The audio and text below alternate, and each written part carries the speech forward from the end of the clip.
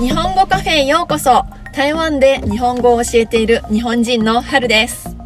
今一時的に日本に帰っています。そして今日は車で買い物に来ています。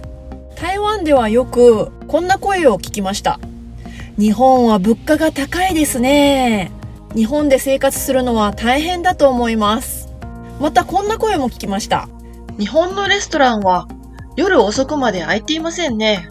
台湾だったら夜市もありますし、レストランも結構遅い時間まで開いています。確かにその通りだと思います。日本は他の国と比べると物価が高いですね。そして台湾のような屋台は少ないです。それにレストランも遅くても9時ぐらいには閉まってしまいます。ですからあまり料理ができない人にとっては不便なんじゃないか、こういう声も聞きますね。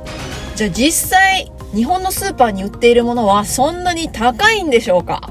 今日はそのことを検証してみたいと思います。じゃあ行ってみましょう。これは台湾のスーパーにも売っているしめじですね。同じぐらいのサイズのしめじがだいたい台湾だと30元ぐらい、日本円に直すと今のレートで120円ぐらいですが、こちらのスーパーでは78円で売っています。そしてこちらはその2倍ぐらいの大きさのパックですが98円です。こちらはバナナ売り場です。台湾で売っているものより少し小さいかもしれませんが、だいたい1パックに3、4本入っていて200円以下ですね。やっぱりフィリピン産や南米産のバナナが多いです。以前台湾に来たばかりの時、台湾はバナナの有名な産地なので、すごく安いのかなと思っていたのですが、期待していたほど安くなくてびっくりしたのを覚えています。この卵は結構品質が良くて美味しいんですけど、今日は税抜き価格が188円、税込み価格で203円です。安いので1パック買うことにします。台湾ではほとんど見かけませんが、日本のスーパーに必ず売っているもの、それは合いびきのミンチ肉です。合いびきというのは牛肉と豚肉を5対5または6対4の割合でミックスした状態でミンチにしたものです。どうして日本では必ず売っているかというと、家庭料理としてはハンバーグがポピュラーだからですね。私も今回母の手作りハンバーグを久しぶりに食べました。ちなみに鶏のひき肉も必ず売っています。また焼肉コーナーに行くと牛タンが売られています。牛タンというのは牛の下の部分です。焼肉にして塩とレモン汁をかけて食べるとすごく美味しいですよ。こちらは豆腐コーナーです。すき焼き用の焼き豆腐もありますし、鍋用の豆腐や冷ややっこ用の豆腐などいろいろ売っていますね。そして豆腐コーナーの隣に必ずあるのが揚げ豆腐です。厚揚げ豆腐はそのまま食べても美味しいですし、薄揚げは醤油とみりんで煮込んできつねうどんに入れると美味しいですよね。こちらはもやしが 250g で税込み38円です。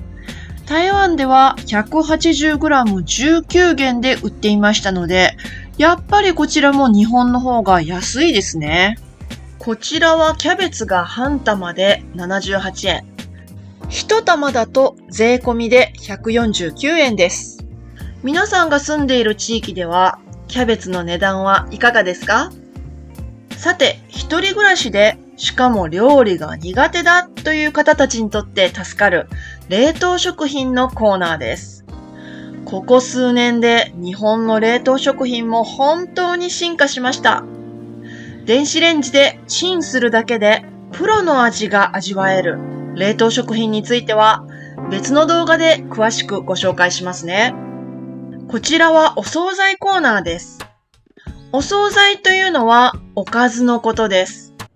いろいろなお惣菜があるので、ご飯さえ自分で炊けばちゃんと栄養豊かな食事ができますね。またお弁当コーナーも結構充実していますね。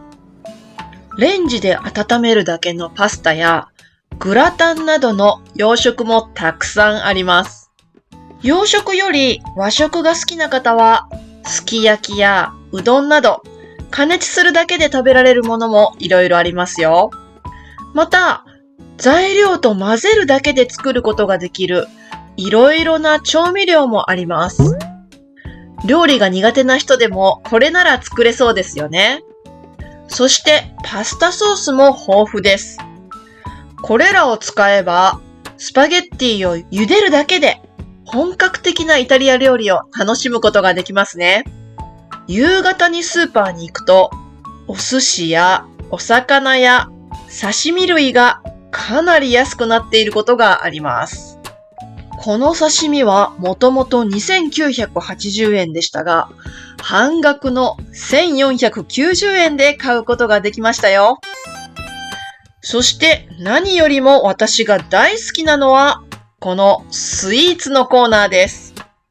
シュークリームやケーキやどら焼きなどかなり安い値段で売っています。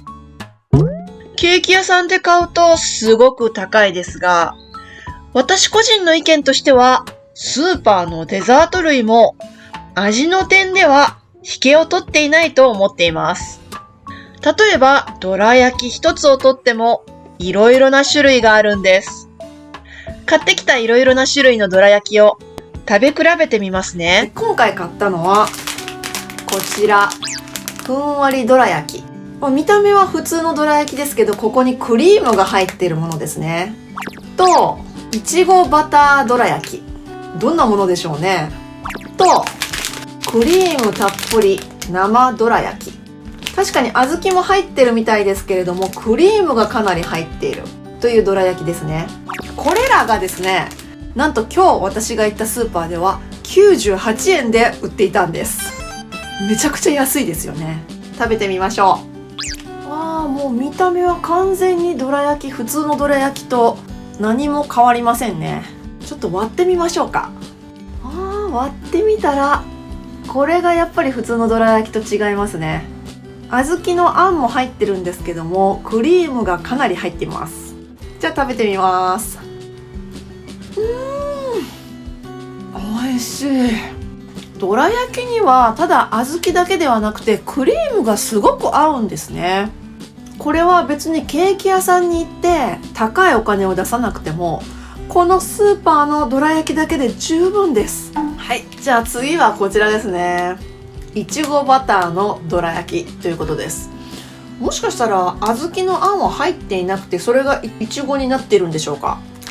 開けてみましょう。すごくいちごの香りがしました。今こちらも見かけはごく普通のどら焼きに見えますが、間になんか白いものが挟まってるように見えますね。これがいちごなんですね。なるほど。だから白い部分がバターでちょっとピンクに見える部分がいちごなんでしょうね。食べてみましょ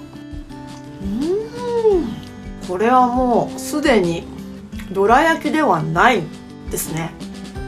というのはあんこが全然入っていませんから。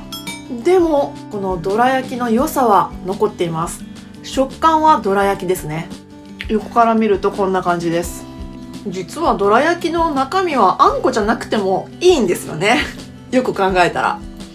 このいちごのどら焼きもすごく美味しいですね。さっきのあんことクリームが入ってるどら焼きと甲乙つけがたいですね。そして最後がこちら、クリームたっぷり生どら焼きですね。この3つのどら焼きの共通点は全部クリームが入っているっていうところですね。唯一このどら焼きだけはこういう風に横の部分にこのプラスチックみたいなものがついています。つまりこんなにたくさんクリームが挟んであるので、これがないとはみ出てしまう。ちょっと押しただけでクリームが横から出てしまうので、このプラスチックのようなカバーをつけていたわけですね。こんなに入ってますよ、クリームが。このどら焼きに関してはもう見かけが普通のどら焼きと全然違いますね。さすがネーミングがクリームたっぷりどら焼きというだけあって、この中のクリームの量が半端じゃないですね。そしてこの甘みがちょうどいいですね。こんな風に小豆が豆ごと入っています。あんとして潰されてはないわけですね。